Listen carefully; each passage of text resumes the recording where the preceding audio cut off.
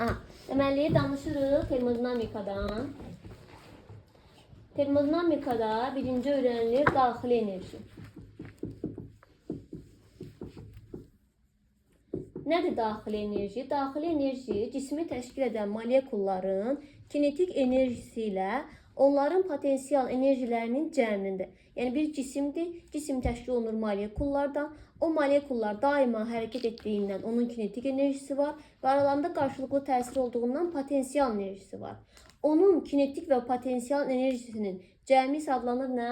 Daxili enerji. Daxili enerji. Tam enerji cismin hərəkəti ilə əlaqədardır. Daxili enerji isə cismi təşkil edən molekulların hərəkəti ilə əlaqədardır. Başa düşdün? Yəni cismin içindəki molekullardan danışırıq. Deməli, daxili enerji işarə olunur U hərfi ilə. O da bir enerji olduğundan onun da vahidi nə olacaq? Enerjinin vahidi nədir?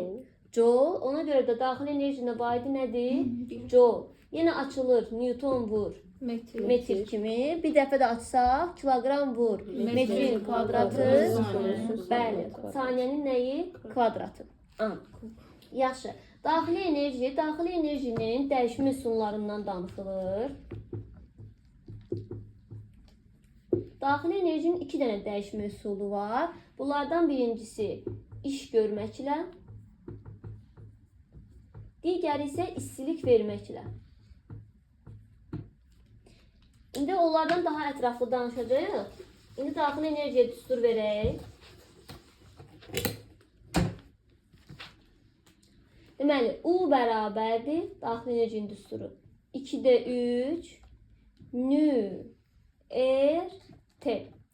O da bərabərdir 2-də 3. Mendeleyev Klaperyon təlində necə idi? Nünün yerinə m bölümdə yaza bilərəm, o da heç. RT. Bir dənə də düsturumuz var. Nü-RT nəyə bərabər idi Mendeleyev Klaperyonda? PV bərabərdir, nü-RT deyildi. Onda nü-RT-nin yerinə yaza bilərəm. PV. Deməli, 2 dənə düsturu var. 2-də 3 nü-RT, bir də 2-də 3 PV.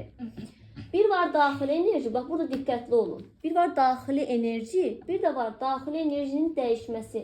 Məsələlərdə sizdən daxili enerjinin dəyişməsini də istəyəcək bəzən. Bu zaman delta U-dan danışacağıq. Delta U nəyə bərabərdir? U2. Yəni son haldan əvvəlki halı nə edirik? Çıxırıq. U2 çıxılsın nə? U1. O da bərabərdir. İndi 2-də 3 nə? Onsuz nü-r dəyişmir. Bunlar sabitdir. T'nin də yerinə nə yazaram? T2 çıxılsın nə? T1 və yaxud da bunu belə də yazırlar. 2-də 3 nü-r nə? Delta T. Başa düşürük? O da yenə bərabərdir. İndi burada PV düsturunda biraz fərqli olur. Necə? Əgər misal üçün prosesimiz izobardırsa, izobarda P nə qalır? Sabit qalır. Onda olur 2-də 3 P nə? Delta V. Prosesimiz izoxordursa, onda nə sabit qalır? Onda delta P vurulsun nə? V olur. İndi elə bir proses gəlib çıxır ki, orada həm mənim nədir onun adı? Həcmim, həm də təzyiqim dəyişir. Hər ikisi dəyişəndə onda belə olacaq. İzotermik şeydə? Yox, izotermikdə eyni qədər dəyişir. Burada müxtəlif də dəyişə bilər, eyni qədər də dəyişə bilər. Yəni dəqiq bilmirəm. Sadəcə hər ikisi də dəyişirsə, düsturumuz belə olur. 2-də 3 olduğu kimi qalır. P2, V2 çıxılsın. P1, V1. Aydındır? Yəni bir dəfə U2-ni tapıram, lap belə deyə bilərəm. Bir dəfə U2-ni tapırsan, bir dəfə U1-i tapırsan, sonra U2-dən U1-i nə etdik? Çıxdıq. Sadəcə eyni olduğundan 2-də 3-ü verdim qabağa. Başa düşdük? Bu daxili enerjidir. Termodinamikada daxili enerji. Bir də var termodinamikada iş. İş hansı hərflə işarə olunur? A hərfi ilə işarə olunur. Efes. İndi burada, yox, burada Efes olmayacaq çünki molekullardan danışırıq. Efes qaldı mexanikada. İndi burada sadəcə termodinamikada biraz diqqətli olmaq lazımdır çünki 2 dənə işdən danışacağıq. Bir var ki, cismin molekullarının özünün gördüyü iş.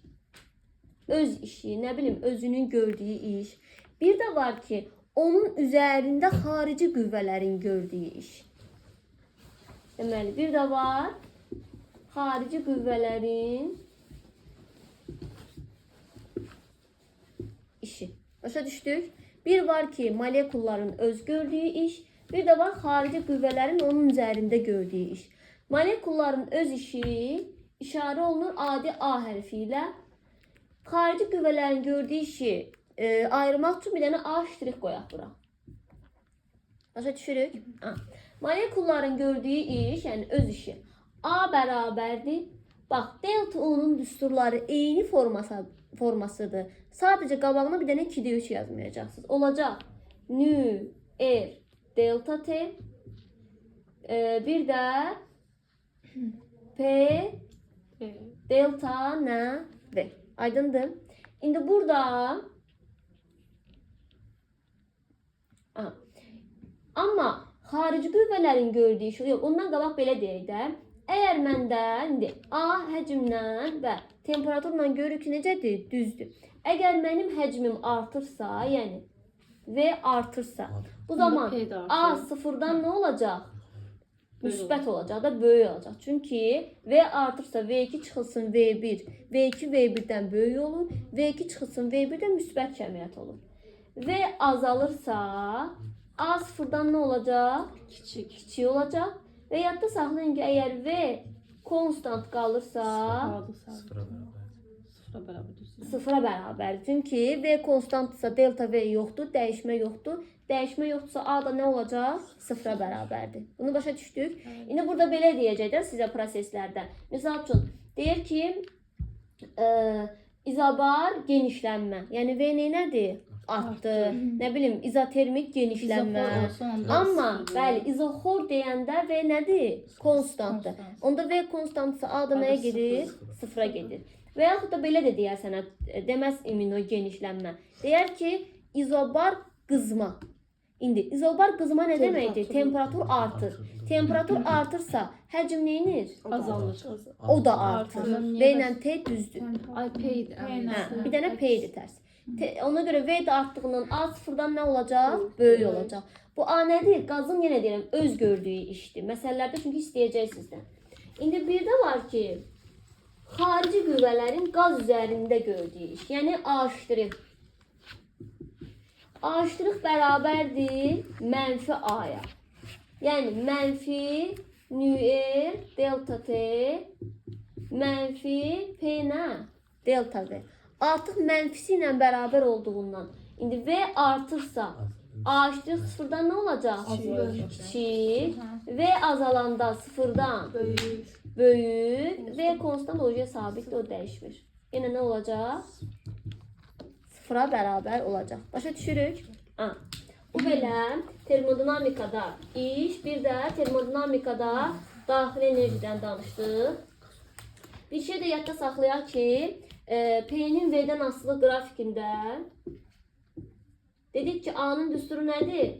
PV deyil, düz deltadır. Neysə də onun nə idi? Hasilidir. Hasili olduğundan grafikin altında qalan nə?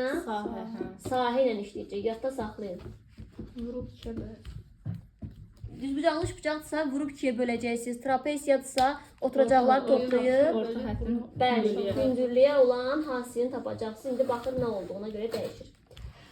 Daha sonra bayaq dedik ki, daxili enerjinin dəyişməsinin iki üsulu var. Bunlardan birincisi iş görmə, ikincisi isə istilik vermədir. Nədir iş görmə?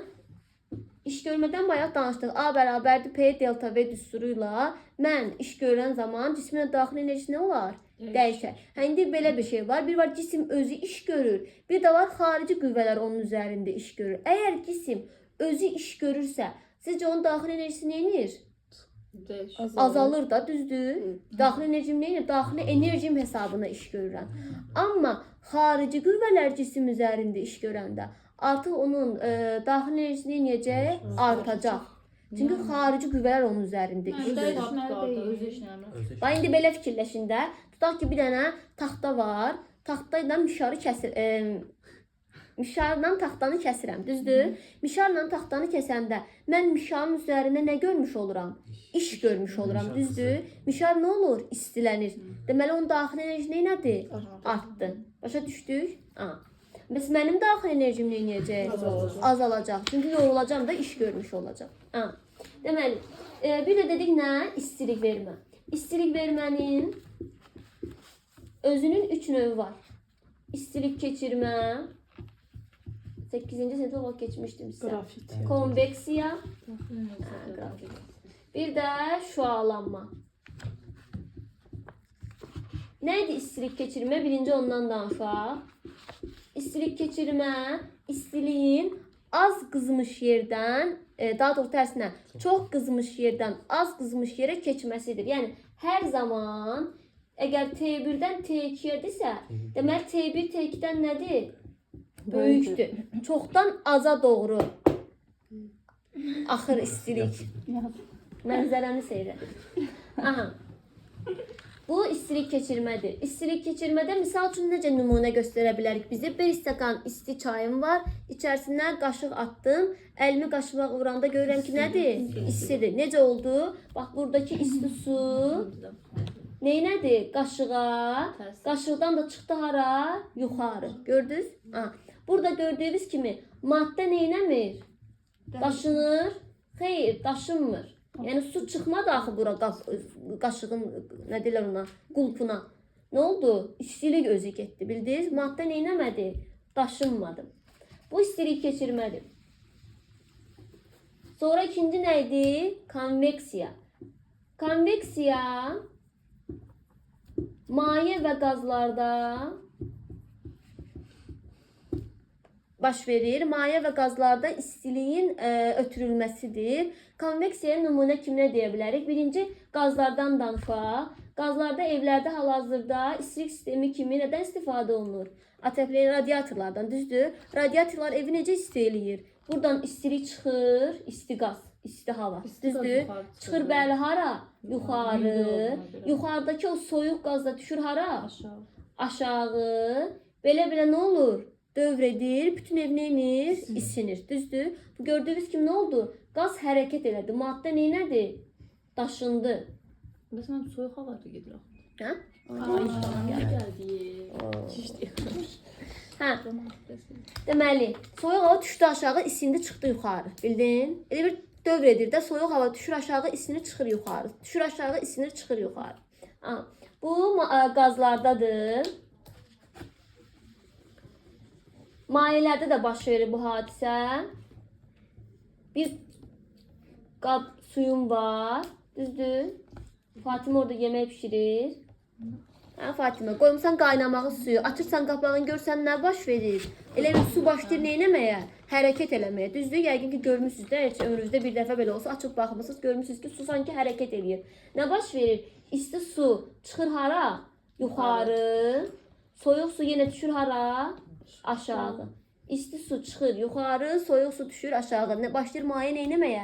Hərəkət eləməyə. Bu da mayelərdə konveksiya prosesidir. Konveksiya yadda saxlayın. Bayaq dediyim kimi nə olur? Maddə daşınır. Bu dediyim sözlər yadda saxlayın. Çünki sual bunlardan düşür. Və sonuncusu şüalanma.